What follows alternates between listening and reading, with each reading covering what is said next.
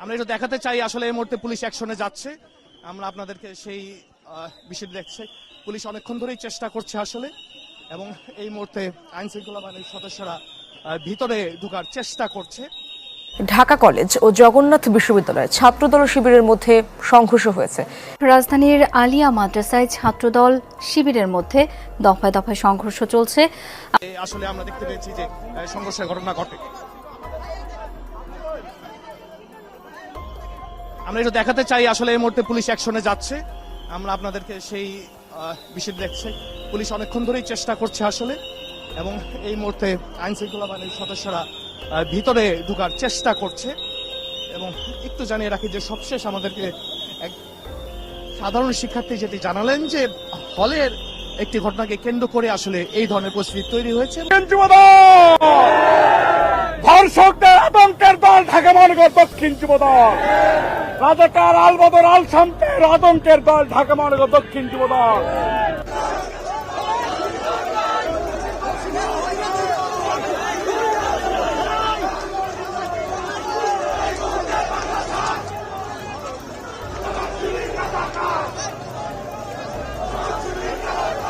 আন্তর্জাতিক সন্ত্রাসী সংগঠন ইসলামী ছাত্র শিবিরের টোড়া কিংবা দানান ধরে চাপ দিচ্ছে বাংলাদেশ জাতীয়তাবাদী ছাত্রদল। গতকালকে রংপুরে গিয়ে ছাত্রদলের উপর নৃশংসভাবে হামলা করার যে চেষ্টা করেছে ছাত্র শিবির, সেই প্রচেষ্টা দেখে আজকে জগন্নাথ বিশ্ববিদ্যালয়ের ছাত্র শিবিরের নেতাকর্মীরা চিন্তা করছে আমরা হয়তো মাস্তানি করতে পারবো, যাই ছাত্রদলের উপর একটু অ্যাটাক করি। কিন্তু যখন গেছে ছাত্রদলের সঙ্গে।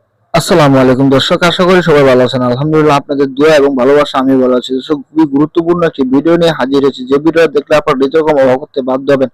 পুরো নেট দুনিয়া তোলপাড় সৃষ্টি করে দিয়েছেন। দর্শক, জামাত শিবির এবং ছাত্র দল তাদের যে সংঘর্ষটা, এনসিপি নেতাদের উপর ভয়াবহ সংঘর্ষ শুরু হয়ে গেছেন ঢাকা বিশ্ববিদ্যালয়ে, এই বিষয় নিয়ে তোলপাড় সৃষ্টি করে দিয়েছেন। সেই ভিডিওটা এখন আপনারা তুলে ধরবো। দর্শক, খুবই গুরুত্বপূর্ণ একটি ভিডিও, না টেনে সম্পূর্ণ ভিডিওটা দেখতে থাকুন। কথা না বাড়িয়ে চলুন দেখেছি সেই গুরুত্বপূর্ণ ভিডিওটি। অবশ্যই টানবেন না, কারণ গুরুত্ব সহকারে দেখবেন সেই ভিডিওটি, তাহলে বুঝতে পারবেন। ধর্ষকদের আতঙ্কের দল ঢাকা মহানগর দক্ষিণ যুবদল, রাজাকার আলবদর আল শামতের আতঙ্কের দল ঢাকা মহানগর দক্ষিণ যুবদল, এবং দেশীয় অস্ত্র গোলাবারুদ যে দল বহন করে তাদের আতঙ্কের দল ঢাকা মহানগর দক্ষিণ যুবদল। সেই যুবদলের প্রধান সেনাপতি খন্দকার এনামুল হক এনামের নেতৃত্বে আজকে ঢাকা মহানগর দক্ষিণ যুবদল আপনারা যে ভূমিকা রেখেছেন, এতে আপনারা প্রশংসার দাবিদার। আপনারা বিগত দিনে রাজপথে ছিলেন, ভবিষ্যতেও থাকবেন ইনশাল্লাহ। এ পর্যায়ে সংক্ষিপ্ত আকারে বক্তব্য রাখবেন ঢাকা মহানগর দক্ষিণ যুবদলের সঙ্গে আমি আহ্বায়ক খন্দকার এনামুল হক এনাম।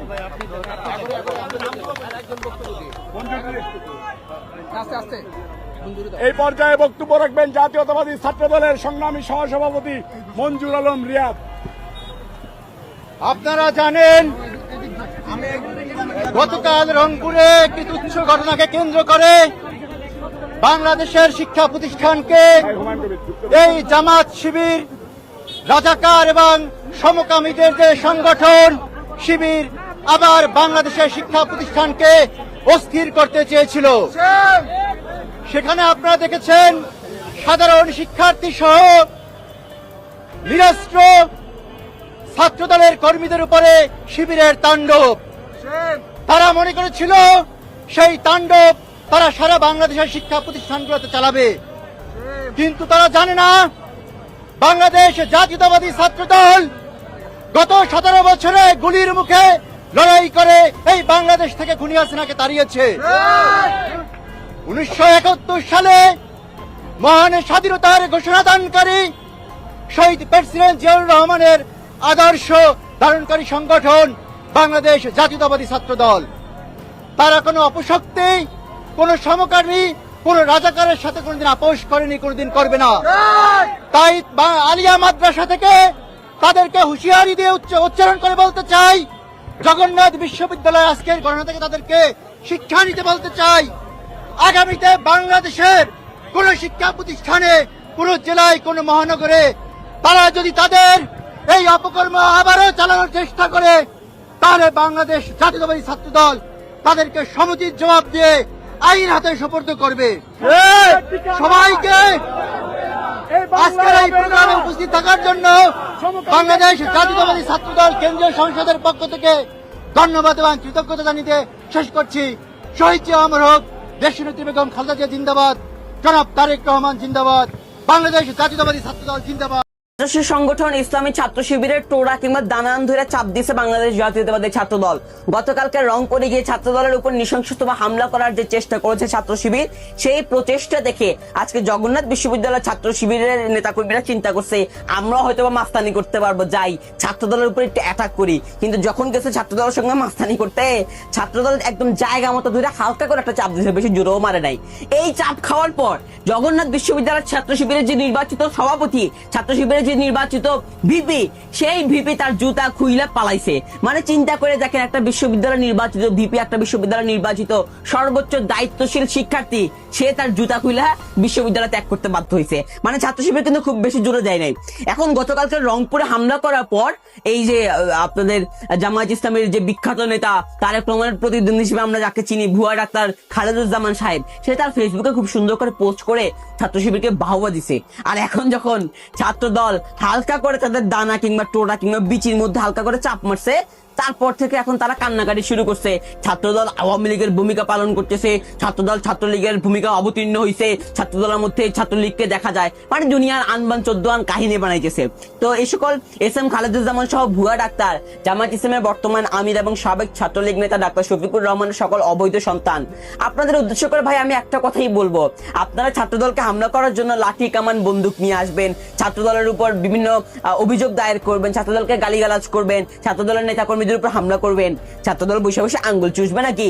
আপনাদেরকে হয়তো বা লাঠি কামান কিংবা বন্দুক দিয়ে অ্যাটাক করবে না, কিন্তু ছাত্রদল সময় বুঝা আপনাদের যে পুরুষ, যেহেতু আপনারা দুটো দানা আছে, দুটো বদা আছে, দুটো বিচি আছে, ওই বিচির মধ্যে হালকা করে একটা টোকা মারবে। ওই বিচির মধ্যে যখন আপনাদের টোকা মারবে, তখন দেখবেন যে আপনাদের আমি ডাক্তার শফিক সহ সারাদিন বিচির মধ্যে হাত দিয়ে এভাবে ঘুরবে। সারা বাংলাদেশ ডাক্তার শফিককে তার বিচির মধ্যে হাত দেওয়াইয়া আমরা ঘুরাবো ইনশাআল্লাহ। আসলে আমরা দেখতে পেয়েছি যে সংঘর্ষের ঘটনা ঘটে। আমরা এটা দেখাতে চাই আসলে এই মুহূর্তে পুলিশ অ্যাকশনে যাচ্ছে। আমরা আপনাদেরকে সেই বিষয় দেখছি, পুলিশ অনেকক্ষণ ধরেই চেষ্টা করছে আসলে, এবং এই মুহূর্তে আইন শৃঙ্খলা বাহিনীর সদস্যরা ভিতরে ঢোকার চেষ্টা করছে। এবং একটু জানিয়ে রাখি যে সবশেষ আমাদেরকে এক সাধারণ শিক্ষার্থী যেটি জানালেন যে হলের একটি ঘটনাকে কেন্দ্র করে আসলে এই ধরনের পরিস্থিতি তৈরি হয়েছে, এবং এখন থেকে প্রায় 2 ঘন্টা, যদি বলতে চাই 2 ঘন্টা ধরে কিন্তু এই সংঘর্ষ চলছে। এবং আমরা দেখতে পেয়েছি যে একপাশে ছাত্র শিবির এবং একপাশে ছাত্র দলের কর্মীরা অবস্থান করছে, এবং এই মুহূর্তে পুলিশ কিন্তু অ্যাকশনে যাচ্ছে। এবং পুলিশ আমরা দেখছি অনেকক্ষণ অপেক্ষা করেছিল, এবং তারা নানাভাবে চেষ্টা করেছে যে এই সংঘর্ষটি চলছে সেই সংঘর্ষটি আসলে শেষ করার জন্য, বা তারা দুই পক্ষকেই বুঝিয়েছে, কিন্তু আসলে পরিস্থিতি